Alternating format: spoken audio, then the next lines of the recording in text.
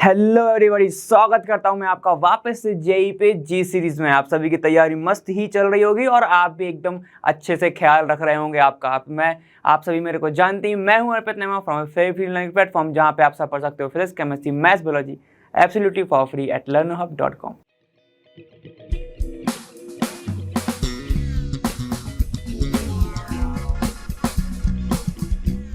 तो एक और वीडियो के साथ हम सब वापस आ चुके हैं केमिकल बॉन्डिंग में। पिछली बार अपन ने हाइब्रिडाइजेशन का पूरा खत्म करके वेस्पर थ्योरी को खत्म करके अब आगे आ चुके हैं। आज अपन क्या डिस्कशन करने वाले हैं देखते हैं।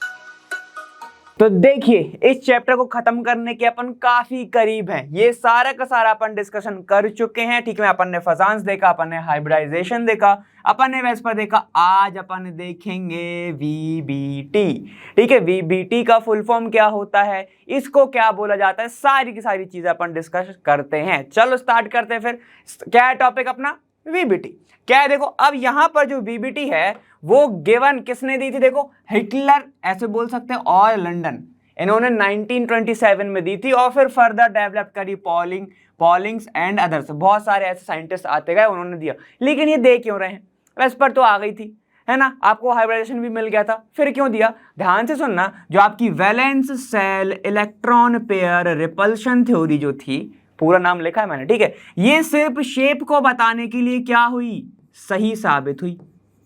इसने शेप तो बता दिया, ठीक है, लेकिन ये बॉन्ड के बारे में नहीं बता पाया। बॉन्ड फॉर्मेशन, बॉन्ड का फॉर्मेशन नहीं बता पाया, ठीक है। बॉन्ड की एनर्जी नहीं बता पाया, बॉन्ड एनर्जी के बारे में नहीं बता पाया, ठीक है। तो ये सारी की सारी चीजें ये नहीं बता पाया वेस्पर। बिल्कुल नो डाउट, वेस्पर जो थ्योरी है वो बहुत अच्छी थ्योरी थी, लेकिन दो तीन चीजें कुछ ना कुछ तो छूट ही जाता है, तो ये नहीं बता पाया, ठीक है। तो ये सारा का सारा कॉन्सेप्ट लेके हम आ गए, आपके लंदन साइंटिस्ट थे और बहुत सारे जो साइंटिस्ट थे वो लेके आ गए valence bond theory, valence bond theory, इसको ही बोला जाता है वीबीटी। अब इसमें ना दो चीजें कंसीडर करी जाती हैं। देखो यहां पे क्या लिखा है, this theory is explained in terms of, दो तरीके के टर्म में इसको बताया जाता है। पहला क्या है, पहला है आपका एनर्जी कंसिडरेशन।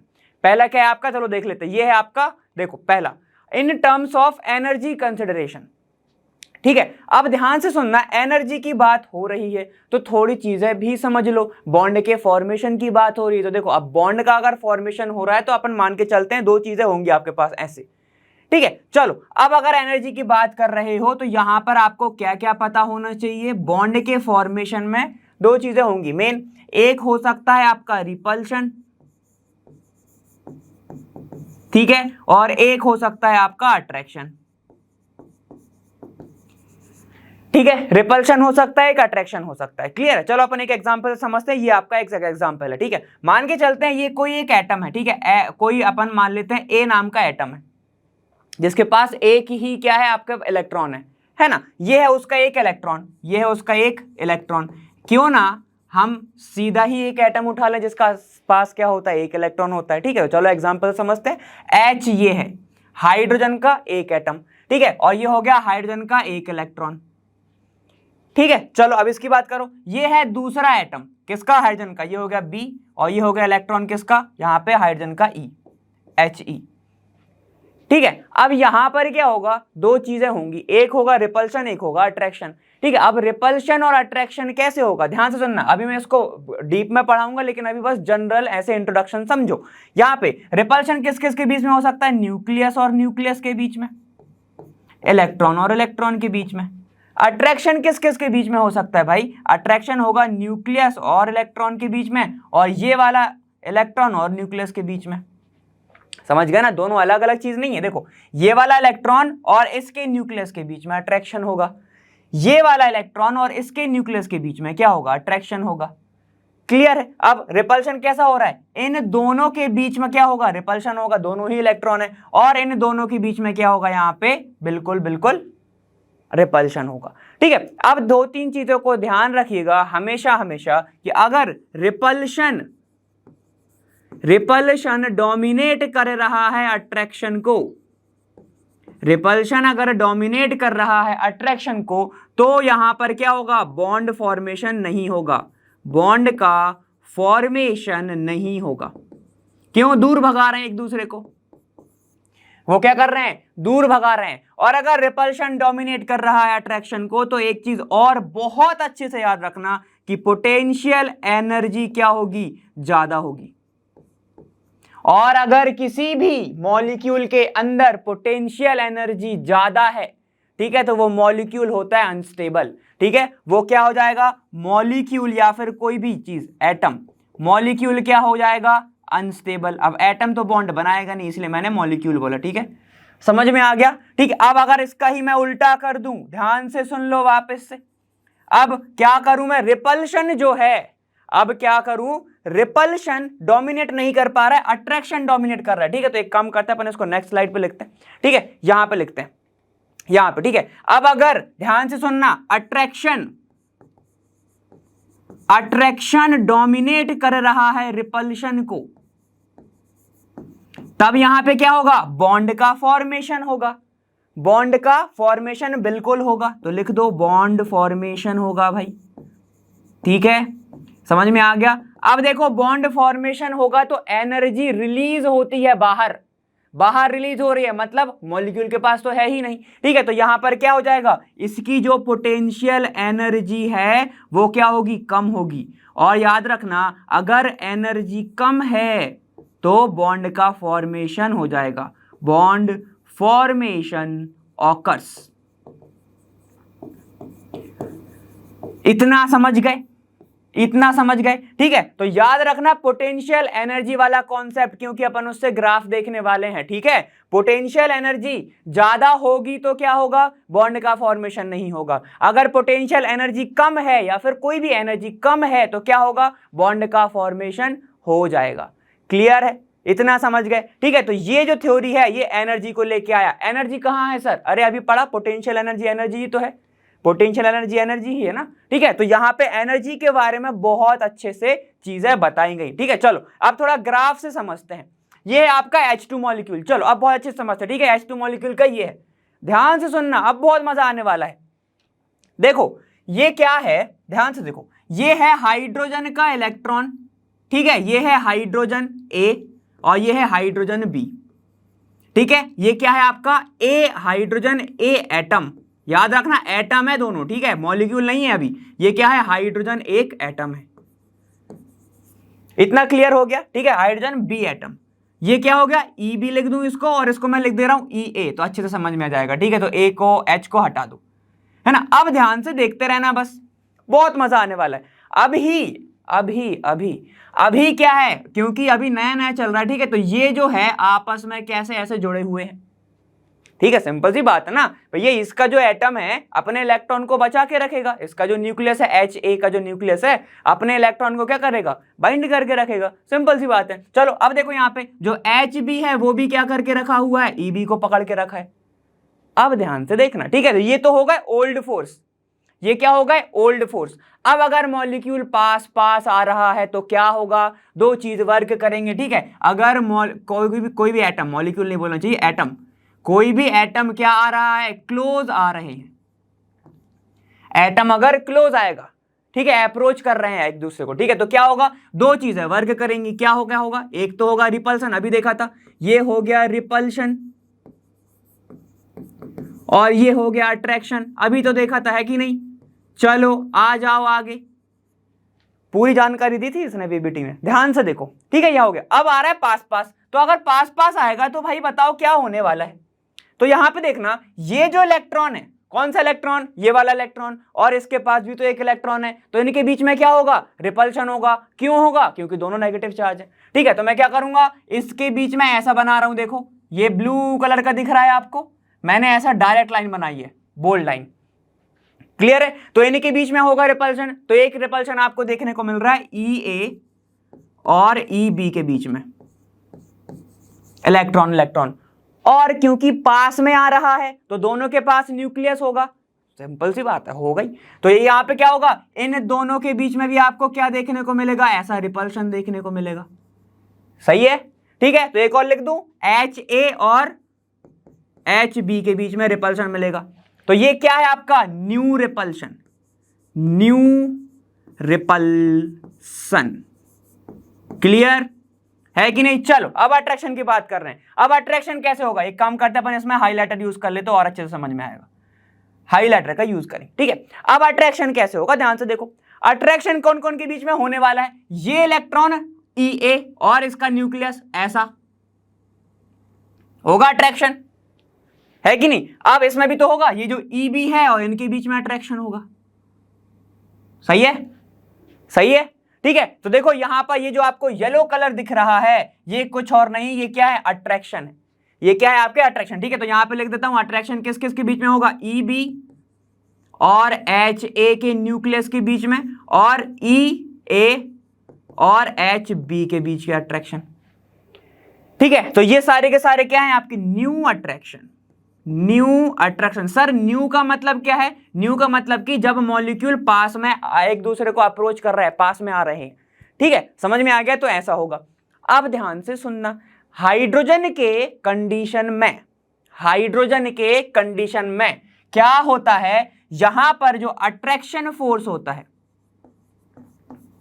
ठीक है, तो ये ऐसे लिखो, फोर्स ऑफ अट्रैक्शन लिखो, फोर्स ऑफ जो अट्रैक्शन होता है वो डोमिनेट करता है फोर्स ऑफ रिपल्शन को, फोर्स ऑफ रिपल्शन को।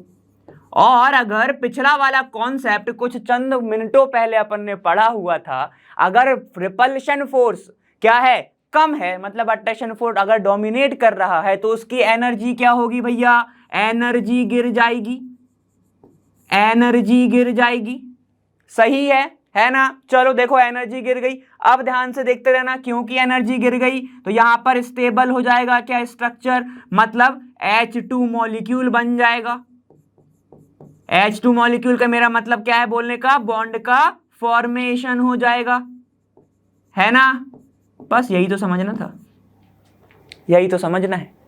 क्लियर है, समझ में आ गया? चलो अब एक बार इसको ग्राफ से भी समझते हैं, जो अपन एक बार समझ चुके हैं फिर से समझ लो, ठीक है। क्या है यहां पर, इसको मैं मान लेता हूं इंटर न्यूक्लियर डिस्टेंस, ये वाला, इसको अभी छोड़ो, ये वाला समझो, ठीक है। ये क्या है आपका इंटर न्यूक्लियर डिस्टेंस। यहां पर अभी मॉलिक्यूल ऐसे हैं, दूर दूर है, फार है, ठीक है। और अगर यहां पे दो एटम, मॉलिक्यूल नहीं एटम, अगर दो एटम कहां पर हैं, फार डिस्टेंस पे हैं, मतलब दूर हैं, बहुत दूर हैं, तो क्या कोई इंटरेक्शन होगा? नो सर, जीरो इंटरेक्शन होगा, है कि नहीं?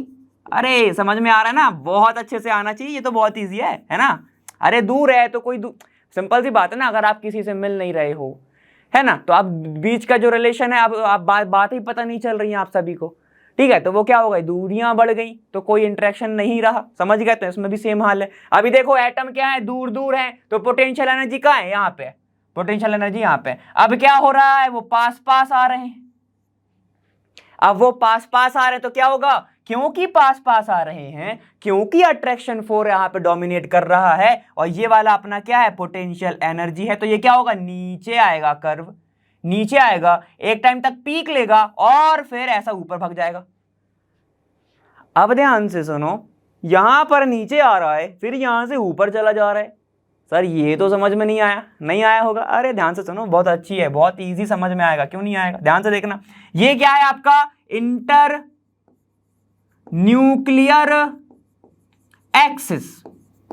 इंटर न्यूक्लियर एक्सिस मतलब कि कोई भी अगर एटम है ना, वो एक ही एक्सिस में आएगा। ऐसे देखो, एक बात बहुत अच्छे से बता रहा हूं, अब तो आपको px py pz सब पता है ना, s ऑर्बिटल पता है। ध्यान से सुनो, अब अगर मैं बोलूं ऐसा कि ये s है और ये इसकी न्यूक्लियस है, ठीक है, और इंटर न्यूक्लियर एक्सिस तो एक ही होगी। अब ऐसा नहीं होगा कि ये जो है इसके साथ ऐसा रिएक्शन कर ले, क्योंकि उसकी एक्सिस अलग है, इसकी एक्सिस अलग है, ठीक है। तो चलो एक काम करते हैं, मैं इसको आपको समझाता हूं, ध्यान से सुनो, यहां पे समझा रहा हूं, ठीक है, एच मॉलिक्यूल पढ़ना है अपन को।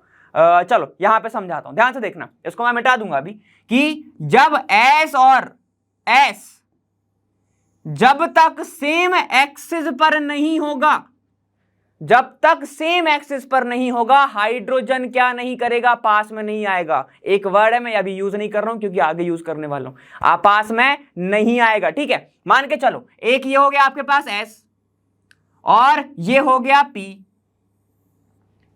ठीक है, ध्यान से सुनना, मान के चलो ये क्या है आपका पी वाई है, ये किस पे है, और ये जो हम मान के चल रहे हैं ये अपनी है जेड एक्सिस, ये है जेड एक्सिस। ठीक है, तो इन दोनों की एक्सिस ही अलग हैं, इन दोनों की एक्सिस ही अलग है। कभी भी ऐसी बॉन्डिंग नहीं होती है, ऐसा बॉन्डिंग नहीं होता है। क्यों? दोनों की एक्सिस अलग है। देखो ये वाला एक्सिस अलग है, ये वाला एक्सिस अलग है। जब तक सेम एक्सिस पे नहीं होगा तो बॉन्ड फॉर्मेशन नहीं होगा, क्या एटम अप्रोच नहीं कर पाएगा एक दूसरे से। समझ गए? ठीक है, तो चलो पीछे चलते हैं। ये देखो अभी क्या है, यहां पर क्या है, ये आपकी इंटरन्यूक्लियर एक्सिस समझ में आ गया कि क्या होगा, समझ गए? चलो, जहां पे बॉन्डिंग हो रही होगी, जहां पे एटम एक दूसरे को अप्रोच कर रहे होंगे, है ना। अब इंटरन्यूक्लियर एक्सिस है ये वाली, और अपन पीई के बीच में मतलब पोटेंशियल एनर्जी के बीच में ग्राफ बन रहा है। अब ये पास में आ गए तो यहां पे क्या हो गया भैया, अट्रैक्शन जो फोर्स है वो डोमिनेट कर रहा है रिपल्शन फोर्स को। अब वो एक पीक तक पहुंच जाते हैं, तो ये जो डिस्टेंस है और यहां पे जो एनर्जी होगी, थोड़ा सा साइड में होगा वो, थोड़ी सी जो एनर्जी होगी, उस एनर्जी को बोला जाता है क्या, बॉन्ड एनर्जी। बॉन्ड एनर्जी, ठीक है, ये बार अपन एक बार और देख चुके हैं, है ना। और यहां से लेके, जीरो से लेके इसकी जो डिस्टेंस है, क्योंकि है तो वो इंटरन्यूक्लियर एक्सिस, मतलब कि इंटरन्यूक्लियर डिस्टेंस ही है ना, वो तो एक्सिस या डिस्टेंस दोनों समझना है, ठीक है, वो क्या डिस्टेंस ही है ना। तो यहां से लेके जो यहां तक की दूरी है, यहां से लेके जो यहां तक की दूरी आपको दिख रही है येलो कलर में, है ना, वो क्या है, वो कुछ और नहीं, वो है आपका बॉन्ड लेंथ। ये है आपकी बॉन्ड लेंथ, बॉन्ड लेंथ, ठीक है। और हाइड्रोजन के केस में बॉन्ड लेंथ लगभग 74 पिकोमीटर मानते हैं, है ना। तो बस ये आपको जानना नहीं है लेकिन समझ लो। अब ध्यान से सुनो, सर ये जो ग्राफ है ये ऊपर क्यों जा रहा है, ये नहीं समझ में आया। बिल्कुल क्यों नहीं आएगा, बिल्कुल आएगा। देखो यहाँ पे ये जो ग्राफ है, जो ये यहां से ऊपर जाते हुए आपको दिख रहा है, ये दिख रहा है, यहां पर क्या हुआ होगा भैया, मौलिक यहां पे जो एटम है वो इतने पास पास आ गए, इतने पास पास आ गए कि वहां पर अब क्या होने लगा, रिपल्शन फोर्स डोमिनेट कर रहा है। क्या कर रहा है, देखो, रिपल्शन फोर्स डोमिनेट कर रहा है अट्रैक्शन फोर्स को। और क्योंकि रिपल्शन फोर्स डोमिनेट कर रहा है तो पोटेंशियल एनर्जी क्या होती है, बढ़ती है। पीछे मैंने लिखा है, देखो आपको, है कि नहीं, पोटेंशियल एनर्जी आपकी बढ़ेगी, देखो यहां पे ये लिखा हुआ है। और पोटेंशियल एनर्जी बढ़ेगी तो मॉलिक्यूल अनस्टेबल हो जाएगा। लेकिन मैंने बोला था वहां पर अट्रैक्शन फोर्स डोमिनेट करता है, कब, जब आपका फॉर्मेशन ऑफ हाइड्रोजन होता है, इसीलिए आपको हाइड्रोजन मॉलिक्यूल बनता है। ये चीज वेस्पर नहीं समझा पाया था, ये चीज लुईस नहीं समझा पाया था, जो वीबीटी ने समझा दी। क्लियर? ठीक है, समझ गए। इन लोगों को मॉडर्न टेक्निक्स भी बोलते हैं, ठीक है, मॉडर्न टेक्निक्स नहीं, मॉडर्न जो है ना आपका ये मेथड बोलते हैं, मॉडर्न चीज है ये, मॉडर्न क्वांटम। क्लियर, समझ में आ गया। चलो, अब क्योंकि ये बहुत बाद में आई थी, एमओटी और आपका ये वेस्पर जो थ्योरी जो वीबीटी है ना, वो मॉडर्न उसमें आती है। चलो आगे चलते हैं। अब बात करो, सर हीलियम क्यों नहीं बनता होगा। हीलियम का He2 तो हमने कभी बनते नहीं देखा, ऐसा क्यों होता होगा, तो उसका भी रीजन है, समझते हैं। हीलियम की अगर मैं बात करूं, ठीक है, तो उसमें भी क्या होंगे, ध्यान से सुनो, ऐसा कुछ होगा, ऐसा नहीं होगा। क्यों नहीं होगा, बिल्कुल बोलना चाहिए तुम्हें, क्योंकि सर हाइड्रोजन के पास थे 1 इलेक्ट्रॉन, लेकिन अब हीलियम की अगर हम बात कर रहे हैं ना तो उसके पास है 2 इलेक्ट्रॉन। हाँ भाई सही कह रहे हो तुम, ठीक है। तो मैं क्या करता हूं ना, 2 इलेक्ट्रॉन बना देता हूं, एक और ऐसा बना दूंगा, ऐसा, ठीक है, चलेगा ना, ऐसे बना रहा हूं तो, और एक और मैंने ऐसा बना दिया, ठीक है, समझ गए। हाँ जी सर समझ गए ना, पक्का, झूठ तो नहीं बोल रहा।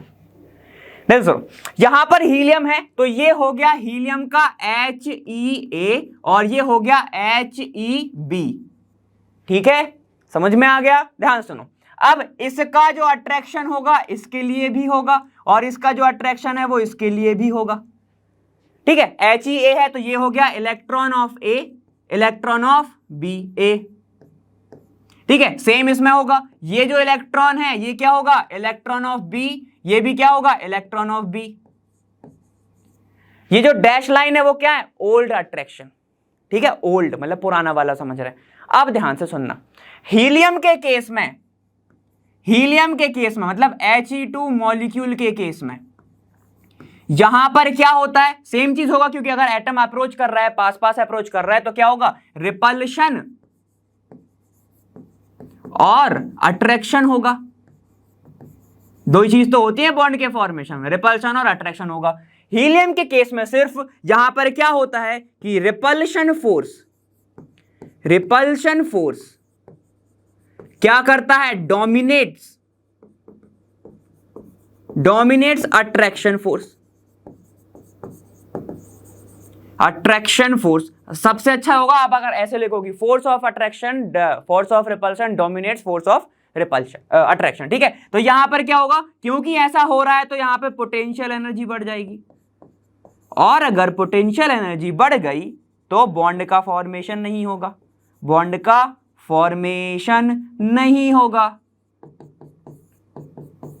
है कि नहीं, समझ गए। चलो अब समझते हैं अच्छे से।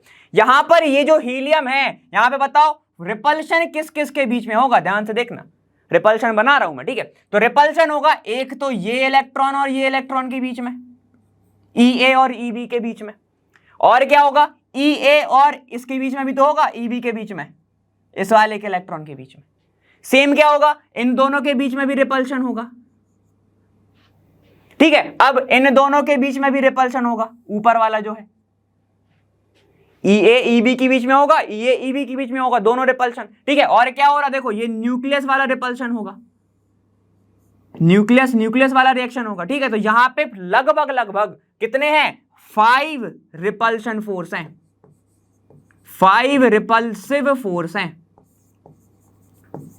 अट्रैक्शन किस किस के बीच में होगा, ठीक है। देखो अट्रैक्शन की बात कर ले तो वो किस किस के बीच में होगा, ये होगा आपका ये इलेक्ट्रॉन और ये वाला न्यूक्लियस, ये इलेक्ट्रॉन और ये वाला न्यूक्लियस, ये वाला इलेक्ट्रॉन और ये दूसरा वाला ए वाले का न्यूक्लियस, और ये इलेक्ट्रॉन और इस वाले का न्यूक्लियस। तो आपको देखो कितना देखने को मिल रहा है, आपको टोटल जो है वो देखने को मिल रहा है 4 अट्रैक्टिव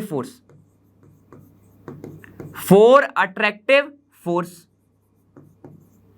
तो अब ये बता दो भैया अच्छे से देख के, 5 बड़ा या 4 बड़ा, बताओ जल्दी से, बहुत बड़ा क्वेश्चन, बताओ कौन सा बड़ा, 5 बड़ा ना। तो देखो आपको क्या दिख रहा है, 5 ग्रेटर देन 4, और 5 क्या है, RF मतलब रिपल्सिव फोर्स, और ये क्या है आपका AF मतलब अट्रैक्टिव फोर्स। तो यहाँ पे क्या दिख रहा है, ये डोमिनेट कर रहा है, और अगर ये डोमिनेट करेगा तो बॉन्ड का फॉर्मेशन होगा ही कैसे। अब ये बताओ अगर ग्राफ बनाना चाहूं तो कैसे बनेगा, मान के चलते हैं ये क्या है आपकी इंटर न्यूक्लियर डिस्टेंस,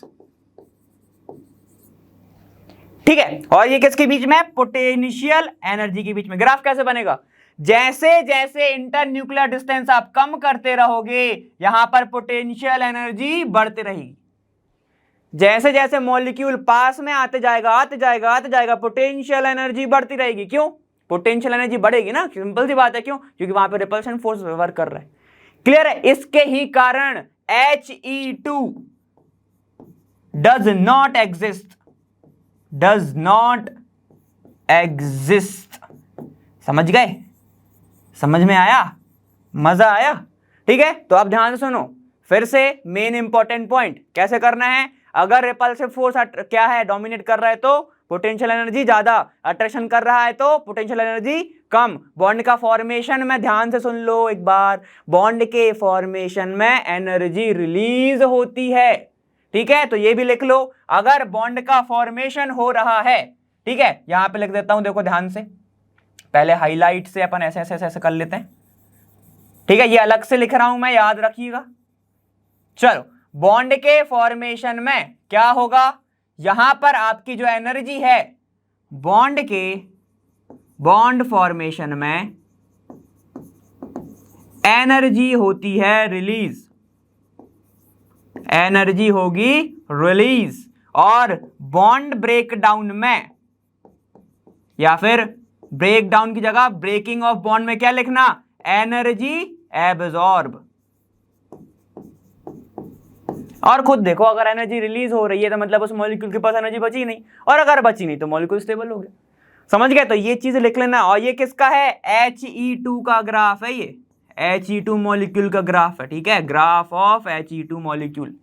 क्लियर, समझ गए। मुझे ये वैसे बनाना बड़ा पसंद है, ये देखो बहुत जगह मिलेगा, है कि नहीं। क्लियर हो गया। तो ये सारा का सारा क्या था आपका, एनर्जी का उसने कंडीशन, ठीक है। तो वापस से देख लेते एक बार, देखो क्या क्या पढ़ा हमने, ये पढ़ा वेस्पर क्यों करते हैं हम, क्यों नहीं कर पा, मतलब क्यों इसके बाद भी क्यों आ गया, क्योंकि शेप बता पा रहा था, ये चीजें नहीं बता पा रहा था। तो उन्होंने क्या बोला, उन्होंने ऐसी चीज निकाली कि एनर्जी क्या होगा, दो तीन चीजों पे बेस्ड होगी, एक तो अट्रैक्शन, एक पे रिपल्शन पे। ठीक है, तो अब क्या होगा, अगर रिपल्शन ज्यादा है, तो ये मैं 2-3 बार रिपीट कर ही चुका हूं। अब तो फिर in terms of energy consideration देखो अपन ने ये पढ़ा, क्लियर। अब H2 मॉलिक्यूल क्यों बन रहा है, क्योंकि अट्रैक्शन फोर्स डोमिनेट कर रहा है रिपल्शन को, पोटेंशियल एनर्जी कम हो जाएगी, मॉलिक्यूल बन जाएगा। अब सेम चीज अब इसकी बात कर लो, देखो यहां पर He2 में क्या कर रहा है, उल्टा हो रहा है, रिपल्सिव फोर्स डोमिनेट कर रहा है किसको, अट्रैक्शन फोर्स को, और वो करेगा तो पोटेंशियल एनर्जी क्या हो जाएगी, जब बढ़ जाएगी और मॉलिक्यूल नहीं बन पाएगा। तो ये कुछ रीजन होते हैं, ये हो गया आपका एनर्जी कंसिडरेशन। चलो इसको लिखो, फिर अपन ऑर्बिटल पे चलते हैं जो मेन है, जिससे क्वेश्चंस आते हैं। अब देखो जीरो ओवरलैपिंग में क्या होता है, जीरो ओवरलैपिंग मतलब कि यहां पर ओवरलैपिंग ही पॉसिबल नहीं है। ठीक है, क्या लिखूंगा मैं, ओवरलैपिंग ही पॉसिबल नहीं, ओवरलैपिंग नॉट पॉसिबल। ठीक है, नॉट पॉसिबल। तो जितने भी अपन ने चीजें हैं जो पीछे पड़ी हुई हैं, जैसे कि कौन सा पढ़ा था अपन ने, नेगेटिव ओवरलैपिंग, नेगेटिव ओवरलैपिंग, या फिर मैं इसको ही बोल सकता हूं क्या, out phase overlapping, out phase overlapping. ये सारे के सारे जो हैं इनको मैं बोल सकता हूं ये कि क्या है, ये आपके जीरो ओवरलैपिंग ही है। मतलब क्या, ओवरलैपिंग पॉसिबल ही ना हो। जैसे कि अगर मैं एस और पी की बात करूं, सर एस और पी की तो ओवरलैपिंग होती है, मगर जैसे कि पी और पी की बात करूं मैं, पी और पी की, सर इनकी भी होती है लेकिन नहीं होती। देखो बताता हूं कैसे, पी एक्स और पी वाई की कभी ओवरलैपिंग नहीं हो सकती, पी वाई और पी जेड की नहीं हो सकती, पी जेड और पी एक्स की नहीं हो सकती। क्यों, क्योंकि इनकी जो एक्सिस है वही अलग है कि नहीं, एक्सिस ही अलग है। तो यहां पर क्या होना चाहिए, अगर मैं इसको जेड एक्सिस मानूं, ठीक है, जो इंटरन्यूक्लियर एक्सिस है मैं मान के चल रहा हूं जेड है, तो पी की कब होगी, जब सेम ऑर्बिटल जो है ऐसा ओवरलैपिंग करेगा,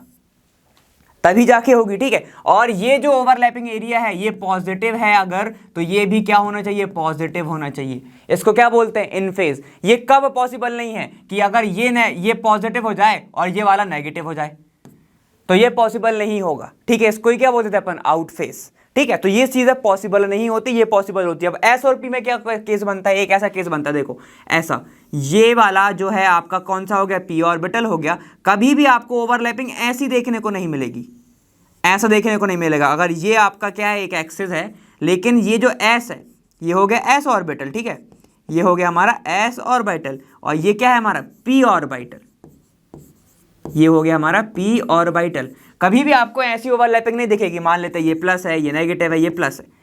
ठीक है, आपको कभी भी ऐसा नहीं दिखेगा। क्यों, पहली चीज तो इसका भले ही एक्सिस सेम है लेकिन ओवरलैपिंग एरिया भी अच्छा नहीं है। ठीक है, या कर ले सकता हूं, इनफ नहीं है, इनफ एरिया ऑफ ओवरलैपिंग ही नहीं है। ठीक है, ये भी बोल सकते हो आप। तो ये चीजें पॉसिबल नहीं है, तो इनको यहाँ पर जो भी ओवरलैपिंग पॉसिबल नहीं उसको अपन जीरो ओवरलैपिंग बोलते हैं। समझ में आ गया इतना। ठीक है, तो ये चीजें याद रखना, P X P Y P Z. ठीक है, तो पी वाई के साथ करेगा, पी एक्स पी वाई के साथ, पी वाई के साथ करेगा, पी एक्स के साथ करेगा, पी जेड के साथ ओवरलैपिंग करेगा। ठीक है, इतना समझ में आ गया। अब देखो जितना ज्यादा ओवरलैपिंग एरिया होगा, जितना ज्यादा ओवरलैपिंग एरिया होगा ऐसा, ठीक है, उतनी ही स्ट्रॉन्ग क्या होगी, बॉन्डिंग होगी। स्ट्रॉन्ग क्या होगी, बॉन्डिंग होगी। क्लियर, समझ गए। बस इतनी चीजें आपको याद रखनी है। क्लियर है ना, इतनी चीजें आपको याद रखनी है। समझ में आ गया। बस चलो आगे चलते हैं। चलो पहले ऑर्डर लिख लेते हैं अपना। ऑर्डर अलग अलग अगर आपके क्या है, आपके क्वांटम नंबर है, ठीक है, ऑर्डर ऑफ ओवरलैपिंग अगर आपके क्या है, अलग अलग क्वांटम नंबर है, तो इंक्रीजिंग ऑर्डर में कैसे होगा, वो होगा अगर 2p पाई है तो उसकी बॉन्डिंग सबसे ज्यादा होगी 2p पाई के साथ। 2p पाई की सबसे ज्यादा होती है। ठीक है, फिर होता है क्या, 2p पाई 3d पाई, इसकी बॉन्डिंग एरिया ज्यादा होता है तो बॉन्डिंग स्ट्रांग होती है। फिर क्या होता है आपका 2p पाई 3p पाई, फिर लास्ट में आता है आपका 3p पाई और 3p पाई। ठीक है, तो ये ऑर्डर को भी याद रखें अच्छे से। मैंने कलर चेंज कर दिया, हाइलाइटर चूज करना है और यही चूज करना। ठीक है, चलो देखो यहां पे क्या है, इनका जो ऑर्डर है ये आपको याद रखने वाली बात है। इससे क्वेश्चन पूछ लेता है कभी कभी। ऑर्डर नहीं पूछता है, वो आपसे मॉलिक्यूल पूछता है कि ये एग्जिस्ट क्यों नहीं करता है और एग्जिस्ट क्यों करता है। ठीक है, अपन मस्त प्रैक्टिस में देखेंगे इसको, तो ज्यादा ना घबराएं। क्लियर, चलो अपन एग्जाम्पल पे चलते हैं। समझ में आ गया? 2p पाई 2p पाई। अब आप एक चीज देख सकते हो कि बॉन्ड स्ट्रेंथ कम होते जा रही है, बॉन्ड स्ट्रेंथ कम होते जा रही है जैसे जैसे क्या बढ़ रहा है, इंटर न्यूक्लियर डिस्टेंस बढ़ रहा है। सर कैसे देख पा रहे हैं? यहां पे देखो 2p पाई की बॉन्डिंग ज्यादा है, फिर 3d पाई है, फिर क्या है 3 पाई है, फिर 3 पाई है। ठीक है, ऐसा समझ में आ गया? क्लियर? तो ऐसा आपको क्या देखने को मिला, देखो 2 फिर 3 फिर 3 फिर 3, 2 2 का तो ज्यादा है ना, फिर प्रिंसिपल क्वांटम नंबर 3 मतलब डिस्टेंस बढ़ गया, इसलिए उसका एनर्जी भी एनर्जी क्या हो गया, ज्यादा हो गया, एनर्जी ज्यादा हो गया। ठीक है, तो वहां पे क्या होगा, उसका बॉन्डिंग कम हो गई। ठीक है, समझ में आ गया? तो ऐसे समझते हैं। चलो, ऑक्सीजन, ऑक्सीजन का क्या करना है, show overlapping of oxygen and nitrogen molecule. ठीक है, मॉलिक्यूल नहीं लिखा है, मॉलिक्यूल। सिंपल सी बात है, वीवीटी पढ़ रहा है तो एटम का थोड़ी ही पढ़ेंगे। ठीक है, ऑक्सीजन और एक नाइट्रोजन, ठीक है पढ़ लेंगे, कोई दिक्कत नहीं। नाइट्रोजन अपन एक्सेस कौन सी लेके चल रहे हैं, जेड एक्सेस, जेड एक्सेस लेके चल रहे हैं, याद रखना। ठीक है, यहां पे भी क्या अपन जेड इंटर न्यूक्लियर डिस्टेंस है, इंटर न्यूक्लियर एक्सिस लेके चल रहे हैं। ये क्यों लेके चल रहे हैं, क्योंकि ज्यादातर आपको बुक में अगर मिलेगा तो जेड लेके चला है उनने, तो अपन भी वही लेके चलते हैं। अगर आप कहीं से रेफरेंस लेते हो तो इजी पड़ेगा, है ना। चलो, अब ऑक्सीजन की बात है, O2 की बात कर रहा है ये। क्या इसका एटॉमिक नंबर कितना होता है सर, 10 होता है, 10 होता है। ठीक है, तो लिख लेते हैं 1s2 2s2 2p2। ठीक है, इतना ही होता है, हमें तो 6 ही पता है। ठीक है, चलो ये हो गया अब इसका एटॉमिक नंबर, है ना। तो अब इसको थोड़ा लिख लेते हैं, क्या दिक्कत है। देखो 1s2 में तो ये हो गया आपके पास 1 2, 2p4 होगा, ये 2p4 होगा। ठीक है, यहां पे क्या हो जाएगा, फिर ऐसा हो जाएगा 1 2 1 2 3 4, ऐसा हो गया, ये 2 हो गए। ठीक है, अब ध्यान से सुनो, अब यहाँ पे इसकी एक और ऑक्सीजन होगा, ये एक ऑक्सीजन हो गया, एक और ऑक्सीजन होगा, तो इसका भी सेम होगा।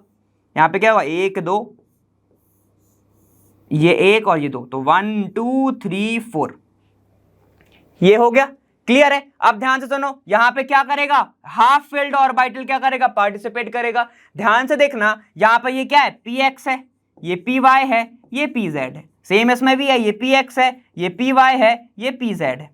ठीक है, z एक्सिस लेके चल रहे हैं हम, तो यहां पे z एक्सिस बनाओ, ऐसा z एक्सिस बनेगा, ऐसा z एक्सिस बनेगा। ठीक है, तो देखो कैसा बनने वाला है, ध्यान से देखना, ये रहा आपका z एक्सिस का एक लोब, ये एक लोब, ये किसका हो गया, O का हो गया, पहले वाले O का। दूसरा का बनाओ, ओवरलैपिंग करा दो इसकी डायरेक्ट, ऐसा बनेगा, ये एक लोब और ये एक लोब,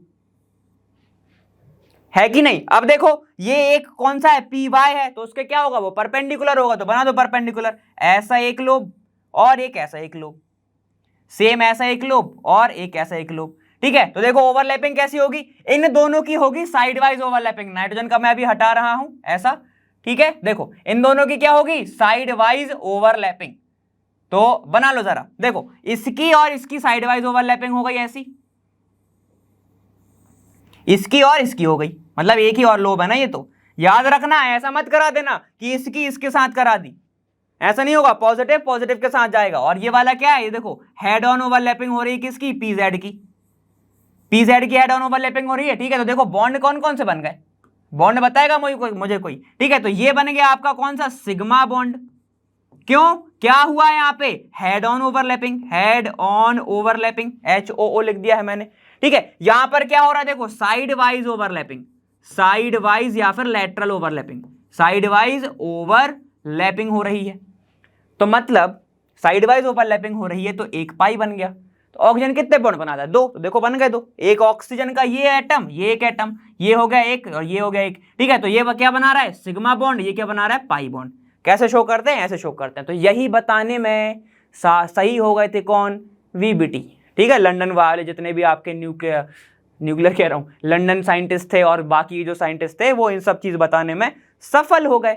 क्लियर है? ठीक है, अब नाइट्रोजन का एक बार आप बना के दिखा दो, नहीं मैं बताऊंगा क्योंकि उसमें 3 लोब लगेंगे। ठीक है, तो एक काम करते हैं, इसको आप लिखो, फिर मैं नेक्स्ट स्लाइड में आपको वो बताता हूं। देखो नाइट्रोजन की बात करते हैं। नाइट्रोजन क्या है अपना, नाइट्रोजन मॉलिक्यूल, नाइट्रोजन, ठीक है, मॉलिक्यूल। ठीक है, करते हैं, क्या दिक्कत, आ जाओ। नाइट्रोजन का एटॉमिक नंबर होता है 12, एटॉमिक नंबर 12। चलो बनाते हैं 1s2 2s2 और 2p 5 बना रहे हो, कितना 3, बहुत अच्छे। एटॉमिक नंबर 7 होता है उसका, है ना, atomic number 7, carbon nitrogen oxygen.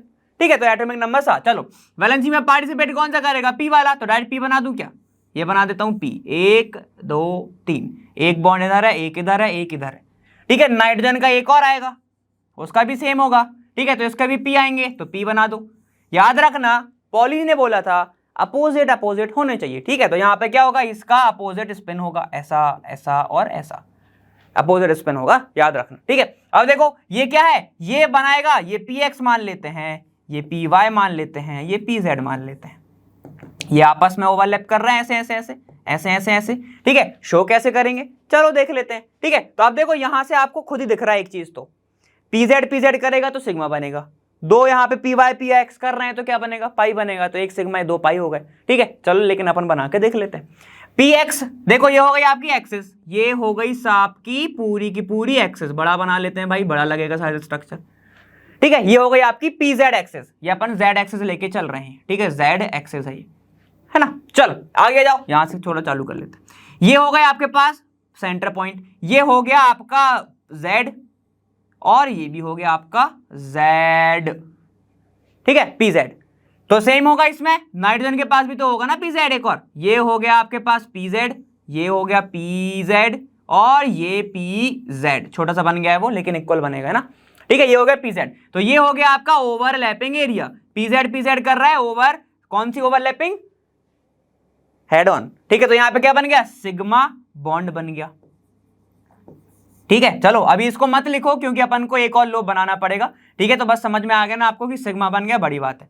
चलो अब यहां पे एक और क्या बनेगा, इसके परपेंडिकुलर एक और लूप बना दो, ऐसा, और ये एक ऐसा, ये मान के चलते हैं ये हमारा पी वाई है, तो ये हो गया हमारा पी वाई, ये हो गया पी वाई, और यहां पे भी पी वाई। ठीक है, एक और बना लेते हैं, एक और बचेगा कौन सा आपका, पी एक्स, ये बना पी एक्स, और ये बना पी एक्स, ये भी क्या होगा, ये भी पी एक्स, और ये भी पी एक्स। क्लियर है, समझ में आ गया। चलो तो यहां पर आपको दिख रहा है ये पी जेड है, ये पी जेड है, हेड ऑन ओवरलैपिंग करेगा, ये पी वाई है, ये भी पी वाई है, और ये भी पी वाई है, और ये भी पी वाई है। ठीक है, यहां पे क्या है, ये पी एक्स है, और ये आपका पी एक्स है, कौन सा पी एक्स है, ये वाला पी एक्स है, और ये वाला पी एक्स। ठीक है, याद रखना इन सब के पास क्या होगा, एक ऐसा इलेक्ट्रॉन होगा, एक ऐसा इलेक्ट्रॉन होगा ये वाला, और इसके पास क्या होगा, फिर उल्टा इलेक्ट्रॉन होगा। इसके पास अगर सीधा इलेक्ट्रॉन है तो इसके पास उल्टा इलेक्ट्रॉन होगा, ये बात याद रखना है। ठीक है, समझ में आ गया, क्यों, क्योंकि सेम आपके इलेक्ट्रॉन के स्पिन नहीं हो सकते हैं, कभी भी पॉसिबल नहीं है। चलो अब जरा ओवरलैपिंग करा देते हैं, क्या दिक्कत है। पी वाई की ओवरलैपिंग पी वाई के साथ, पॉजिटिव के साथ, नेगेटिव के साथ, बढ़िया सीख गए। देखो यहाँ पे क्या होगा, इसकी ओवरलैपिंग इसके साथ, इसकी ओवरलैपिंग इसके साथ। ठीक है, ये बन गया आपका एक पाई, समझ गए, एक पाई। अब एक और बना लेते हैं, एक इस कलर से बना लें, ये वाले कलर से। ठीक है, चलो ग्रीन से बना लेते हैं, ग्रीन शायद अच्छे से भी दिख जाएगा, ये वाला लाइट ग्रीन। ठीक है, ये हो गया पी एक्स, और ये पी एक्स, ये वाला पी एक्स, और ये पी एक्स, दिख रही है ओवरलैपिंग अच्छे से, है ना। और अब इसको भी क्यों छोड़ा, इसको भी बना लेते हैं, ये वाला देखो, ये ओवरलैपिंग।